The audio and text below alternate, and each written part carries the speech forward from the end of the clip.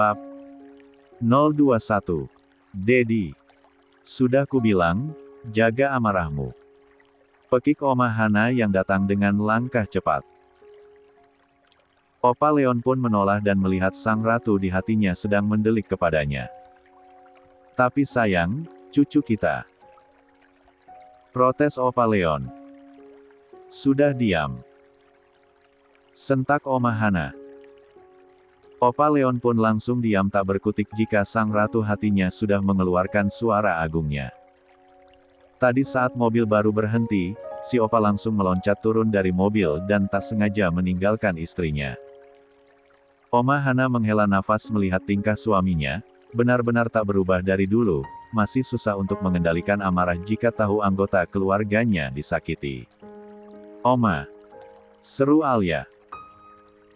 Oma Hana lantas mendekati sang cucu tersayangnya lalu memeluk dan menepuk punggungnya pelan. My sweetie, kau tidak apa-apa? Tanya Oma Hana dengan lembut. Oma Hana bahkan sampai meneteskan air mata. 37. Sama seperti Aisyah, melihat nasib sang cucu yang telah dikhianati Faris mengingatkannya dengan tragedi di masa lalunya. Dahulu, ia juga diselingkuhi sang suami hanya karena belum bisa memberikan anak, bahkan ia dicap mandul karena selama 2 tahun belum bisa memberikan anak untuk Aldi, dengan terang-terangan mantan suaminya dulu membawa selingkuhannya ke hadapan Hana. Dengan gamblang mantan suaminya bicara akan menikah kembali demi bisa mempunyai keturunan dan dirinya disuruh menerima akan hadirnya madu di antara mereka. Melihat Alia, sama seperti mengingat kisah kelamnya di masa lampau, dikhianati saat sudah begitu dalamnya mengabdi pada keluarga suami, lalu dirampas semua harta peninggalan orang tuanya, lalu diusir dari rumah yang sebagian besarnya dibangun olehnya. Oma Hana masih ingat betul bagaimana sakit hatinya di masa-masa itu. Aku baik-baik saja Oma, aku kan Wonder Woman, seperti kata Oma, jawab Alia dengan tersenyum lebar. Tetapi matanya tidak bisa berbohong. Bohong jika Alia tidak terluka dengan pengkhianatan Faris, biar bagaimanapun, Faris Permana adalah lelaki pertama yang mampu menggetarkan hatinya. Ibarat kata, Faris adalah cinta pertamanya. Cucu Oma memang hebat, jangan pernah menangisi lelaki buaya, mana buayanya tidak tahu diri lagi, sudah lepaskan saja lelaki seperti itu, kelak akan ada pelangi setelah hujan.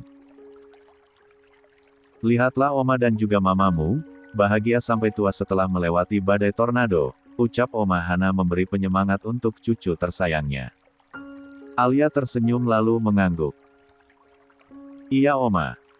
Rencananya besok baru akan ke pengadilan untuk menggugat Faris, kata Alia. Oma Hana mengangguk, lalu menengok ke arah suaminya yang terlihat masih menyimpan amarah. Dedi, tenanglah. Tidak baik berbuat kekerasan, semua sudah dirancang dengan apik oleh cucu kita. Keenakan kalau Faris langsung dibunuh. Mending membusuk saja di penjara, kata Oma Hana lalu mengambil pistol di tangan Opa Leon dan memberikannya pada Vano. Vano dengan sigap menerima pistol tersebut dan menaruhnya di belakang sofa. Oma Hana pun menuntun Opa Leon untuk duduk di sofa. Tangannya dengan teratur mengelus-elus dada Opa Leon yang nafasnya masih memburu. Oma Hana tahu kalau suaminya ini masihlah marah dan tidak terima perihal cucunya disakiti. Tetapi, Oma Hana tidak mau di masa-masa tua begini suaminya masih suka membunuh orang. Mereka harus bertaubat karena ajal tidak tahu kapan akan datang. 38. Umur mereka sudah tua, pasti sebentar lagi akan menghadap ke hadapan Tuhan Yang Maha Esa. Oma Hana tidak mau mereka berpulang dalam keadaan berlumuran dosa karena menghabisi nyawa orang. Bukan ranahnya mengakhiri umur seseorang, hanya Allah lah yang berhak. Kendalikan dirimu Dat, lihatlah. Cucu kita sudah membalas pengkhianatan Faris dengan menggerebeknya saat ia sedang menikahi tuh pelakor, bahkan Alia juga memenjarakan mereka. Hukuman apalagi yang pantas jika bukan mendekam di penjara untuk waktu yang lama.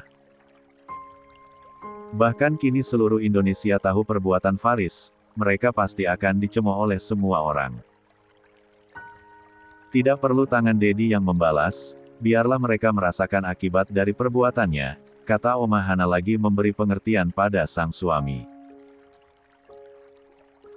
Momi benar Dat, keenakan jika tuh kadal langsung dihabisin. Biar tangan netizen menghukum mereka. Kalau Dedi yang turun tangan, pasti mereka langsung hilang ditelan bumi, timpal Vano yang sedikit menyindir Dedinya. Vano tahu, jika Dedinya yang turun tangan, maka dapat dipastikan satu keluarga itu akan tinggal nama. Dedinya adalah orang yang kejam tanpa rasa belas kasih jika sedang berhadapan dengan musuh dan orang yang menyakiti keluarganya. Vano sudah tahu dengan Dedinya yang seorang mafia, dirinya bahkan pernah ditawari untuk menggantikan posisi sang dadi yang menjadi ketua di organisasinya. Tetapi Vano menolak, ia tidak mau berurusan dengan bau bunuh-membunuh, Vano ingin hidup tenang dengan keluarganya. Hah! Opa Leon menghela nafasnya kasar. Padahal Opa sudah gatal ingin mengirim mereka ke alam akhirat, cetus Opa Leon. Oma Hana mengelus lengan Opa Leon. Sudah tua, jangan suka membunuh lagi. Ingatlah kalau semua itu akan ada tanggung jawabnya di hadapan Allah. Memang Dedi mau kalau kita pisah di akhirat. Katanya mau masuk surga bersama-sama. Ucap Oma Hana yang tak pernah lelah menasehati sang suami. Opa Leon mengangguk saja. Alia hanya bisa diam, inilah yang ia takutkan, kalau sampai seluruh keluarga besarnya tahu, keluarga itu bisa saja hangus dari muka bumi ini. 39. Untung calon mantan suami dan istri barunya cepat ditangkap polisi, kalau tidak mungkin saja opanya sudah menyekap mereka di suatu tempat dan akan diberikan siksaan sebelum ajal menjemput mereka. Alia ngeri membayangkannya. Ia melakukan ini bukan karena masih sayang dengan Faris, tetapi karena tidak mau ada pertumpahan darah di masalah ini. Seperti kata omanya tadi, keenakan jika Faris langsung dibunuh, mending dipermalukan lalu dipenjarakan, nanti juga manusia durjana itu akan mendapatkan balasannya sendiri. Satu Indonesia sudah tahu wajah-wajah mereka, dan percayalah kekuatan netizen yang maha benar akan memukul mental mereka semua. Tidak terkecuali. Lalu, di mana keluarga suamimu Al? Tanya Oma Hana. Sudah kuusir Oma, jawab Alia. Semua mengangguk. Bagus, memang harus memberantas mereka sampai ke akar-akarnya. Ucap Oma Hana. Sudah malam, kembalilah ke kamarmu dan istirahatlah, ucap Vano menatap ke arah putrinya. Alia mengangguk. Mas, aku temani Alia tidur ya, kata Aisyah. Iya sayang, kau temanilah putri kita tidur, pasti ia sudah lama merindukan pelukanmu, jawab Vano pengertian. Aisyah pun bangkit berdiri lalu membantu Alia untuk bangun dari duduknya. Karena sudah masuk di bulan 9, Alia sedikit kepayahan saat bangun dan untuk berjalan. Ibu dan anak tersebut pun berlalu. Kalau begitu, kami juga akan kembali ke kamar Mapa, cetus Kinan. Kinan dan Keanu, Kenzi siap berdiri dan akan kembali masuk ke kamarnya yang tersedia di rumah ini, tetapi mereka urung karena mendengar suara beriton papanya. Kalian berhutang penjelasan pada kami, kata Vano menatap tajam ketiga putranya. Glek. Ketiganya pun meneguk Sulaifa dengan bersusah payah. Wajah Keanu dan Kenzi sudah terlihat sangat tegang, berbeda dengan Kinan, walau sebenarnya Kinan juga merasa tegang, tapi ia bisa mengkondisikan raut wajahnya. Wajah Kinan terlihat datar, sedatar papan triplek. Itu Anu. Gagap Kenzi. 40. Sedangkan Opa Leon dan Oma Hana hanya diam menyimak, menunggu apa yang akan ketiga cucunya katakan. Bicara yang jelas, kata Vano tegas. Yang pertama tahu itu kakek Pa, ucap Kenzi yang melimpahkan semuanya pada Kinan. Huf, dasar Kenzi, umpat Kinan dalam hati. Ekor mata Kinan pun melirik adik bungsunya, dan si bungsu yang merasa dilirik pun hanya bisa mesem saja. Bisa jelaskan Kinan? Tanya Vano yang beralih pada Kinan. Kinan mengangguk, lalu mengalirlah cerita Kinan. Dari awal ia lihat Faris saat berkencan di mal pun Kinan beritahu. Semuanya, Kinan beritahu semuanya sampai ke rencana Alia dari A sampai Z. Kau dengar Dat? Cucu kita itu bukan wanita lemah, yang hanya akan menangis ketika suaminya berselingkuh. Tapi dengan cerdik Alia membalas mereka dengan perlahan lalu saat di puncaknya Alia membongkar segalanya di hadapan banyak orang, kata Oma Hana yang merasa bangga dengan sikap sang cucu perempuan. Tetap saja, kurang puas jika belum menggiling mereka sampai menjadi sosis. Ucap Opa Leon pelan menggerutu. Apa? Dedi bilang apa barusan? Tanya Oma Hana yang samar-samar seperti mendengar gerutuan suaminya. Tidak ada, jawab Opa Leon singkat. Setelah jelas semuanya, mereka semua pun beristirahat. Vano, Aisyah dan Opa Leon Oma Hana memutuskan untuk menginap di rumah Alia. Pagi pun tib. Kini mereka semua sedang berkumpul di meja makan untuk sarapan bersama. Alia, kamu pulang saja ke rumah, tinggal dengan kami lagi.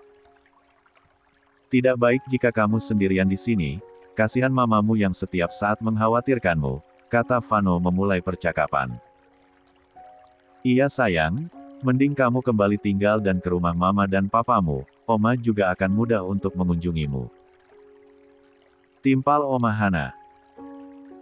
Alia mengangguk menyetujui, jika sudah menyangkut sang mama, Alia pun tak kuasa menolak, walaupun ia merasa tidak enak karena sejatinya ia sudah bukan tanggungan dari orang tuanya lagi. Baiklah, kata Alia. 41. Aisyah yang mendengar jawaban putrinya pun wajahnya langsung sumringah, ia senang akan punya teman bercerita lagi. Semenjak putrinya menikah dan pergi meninggalkan rumah, Aisyah seperti kehilangan sosok sang putri yang sekaligus menjadi sahabatnya tersebut. Mereka pun melanjutkan acara sarapan mereka, tak lama terdengar suara ricuh dari arah luar. Brak, brak, brak. Alia, keluar kamu. Teriak seseorang terdengar nyaring, saking nyaringnya suara itu sampai terdengar ke dalam rumah. Brak, brak, brak. Keluar kamu Alia. Kamu tidak bisa seenaknya mengusir kami dari rumah, kami juga berhak atas rumah ini. Sebuah teriakan terdengar kembali. Apakah itu mertuamu?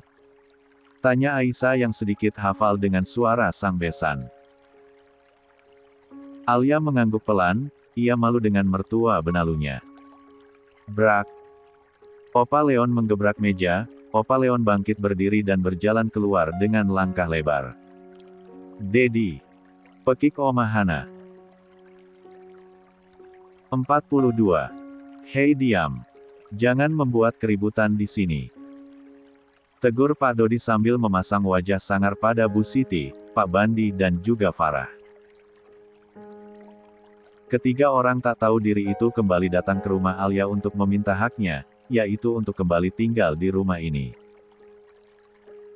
Bu Siti pun membalas Pak Dodi dengan mendelikkan mata pula, sama sekali tidak ada ras takut pada Pak Dodi yang badannya jauh lebih tinggi dan besar darinya. Bagi Bu Siti, Pak Dodi hanyalah seorang kacung yang kedudukannya jauh darinya, padahal dulu putranya juga sederajat dengan Pak Dodi, yang dimana kerja jadi supir di rumah Papa Vano dan juga Mama Aisyah. Benar-benar tak sadar diri ini Bu Siti, setelah jadi kaya karena anaknya menikah dengan Alia, Bu Siti dan sekeluarga jadi lupa daratan, merema lupa dari mana mereka berasal. Kamu yang harusnya diam. Dasar kacung tak punya adab. Berani mengusir majikan. Awas saja kalau aku sudah tinggal di sini kembali, kamu adalah orang pertama yang akan kupecat. Sarkas Bu Siti sambil menunjuk pada Pak Dodi, tak lupa Bu Siti juga menatap sengit pada Pak Dodi. Apa? Hahaha. Bukannya marah, Pak Dodi malah tertawa besar karenanya, ia merasa lucu dengan Bu Siti yang tak sadar posisi. Jangan mimpi terlalu tinggi Bu Siti, kalau jatuh nanti pastilah sakit. Adanya Nyonya Alia mengusir kalian semua, karena beliau sudah tidak ingin menampung keluarga benalu seperti kalian. Dan saya kasih bocoran nih, Nyonya Alia akan menggugat cerai putra ibu yang mantan supir itu, jadi. Kenapa Nyonya Alia masih akan menampung kalian di rumah ini sedangkan saja ia mau menceraikan si Faris itu? Kata Pak Dodi yang memang tahu asal-usul keluarga Faris. Sebelum menjadi satpam di rumah Alia, Pak Dodi adalah pengawal di rumah Vano Aisyah. Jadi Pak Dodi tahu betul, sejarahnya Faris yang awalnya supir jadi naik derajat menjadi tuan kaya. Pak Dodi sungguh menyayangkan Faris yang berselingkuh dengan Sari, padahal hidupnya sudah enak dan di atas awan, malah berselingkuh dengan pembantu. Mungkin si Faris sudah bosan jadi kaya dan ingin kembali ke habitatnya. Pikir Pak Dodi tak habis pikir. 43. Apa? Itu tidak mungkin. Alia sangatlah mencintai Faris, ia cinta mati pada anakku itu, jadi ia tidak mungkin bercerai dari anakku. Kata Bu Siti tak percaya, Bu Siti tahu betul bagaimana bucinnya sang menantu pada putranya. Sampai-sampai menantunya itu menurut saat dipinta diam di rumah dan menyerahkan semua tanggung jawab perusahaan pada putranya. Ya, Bu Siti sangat yakin kalau menantunya Alia tidak akan mungkin menggugat cerai putranya, dan lagi ada anak yang masih dikandung Alia, dan itu anaknya Faris, pasti Alia tidak sebodoh itu untuk bercerai dari bapak dari anaknya. Mana ada seorang ibu yang mau anaknya tak punya bapak? Karena di kampungnya, jika sebuah keluarga bercerai, anak seolah tidak punya bapak karena bapaknya pergi dan tak pernah datang menengok. Jangankan menengok, rata-rata dari mereka tak pernah mengirimi uang nafkah untuk anaknya seolah bercerai dari istri juga lepas tanggung jawab pada anak. Jika anak ikut ibunya, seolah anak itu adalah tanggung jawab ibunya. Tetapi Bu Siti lupa, jika hal itu terjadi tidak akan berpengaruh apa-apa pada Alia, karena Alia sama sekali tidak kekurangan materi, tidak kerja pun rekening Alia selalu menggendut di setiap bulannya. Cepat buka gerbangnya. Aku mau masuk menemui menantuku. Brak. Brak. Teriak Bu Siti kembali sambil mengoyang-goyangkan pagar sehingga menimbulkan bunyi nyaring. Siapa yang telah mengganggu ketenangan di rumah ini? Terdengar suara Briton mendekat. Bu Siti menengok dan matanya pun membola saat melihat kakek dari menantunya. Pak Dodi juga ikut menegang saat sang tuan besar keluar. Alamak, bisa habis mereka semua. Batin Pak Dodi. Inilah yang ditakutkan Pak Dodi, jika sampai tuan besar Leon tahu, bisa habis riwayat keluarga Bu Siti. Padahal tadi Pak Dodi sudah berniat menyelamatkan Bu Siti dan antek-anteknya dengan cara mengusirnya, tetapi sayangnya Bu Siti sangat bebal dan susah untuk diusir. Kakeknya Alia. Gagap Bu Siti. Sedari awal, Bu Siti memang segan dengan kakek dari menantunya ini. Aura Opa Leon yang terlihat mencekam sungguh membuat orang bergidik ngeri. Wajah Opa Leon tidak pernah terlihat tersenyum, selalu datar bahkan terkesan sangar, walau Opa Leon sudah tua, tetapi aura mencekam tetap kerasa bagi orang yang berada di dekatnya. Tetapi, Semenjak memperistri Oma Hana, Opa Leon sudah jarang membunuh orang, hanya yang kelewatan yang mengganggunya yang akan ia bantai. 44. Pak. Bandi dan juga Farah tak kalah takutnya dengan opanya Alia yang sedang mendelikan mata pada mereka. Keduanya pun lantas bersembunyi di belakang tubuh gempal Bu Siti. Ya, saya opanya Alia, mau apa kalian datang kemari lagi? Bukankah kalian sudah diusir dari sini? Apa mau setor nyawa? Kalau iya, masuklah dengan senang hati aku akan menembaki kepala kalian satu persatu, ucap Opa Leon menatap bengis pada calon mantan mertua cucunya. Dodi, mana pistolmu? Kata Leon beralih menatap Pak Dodi.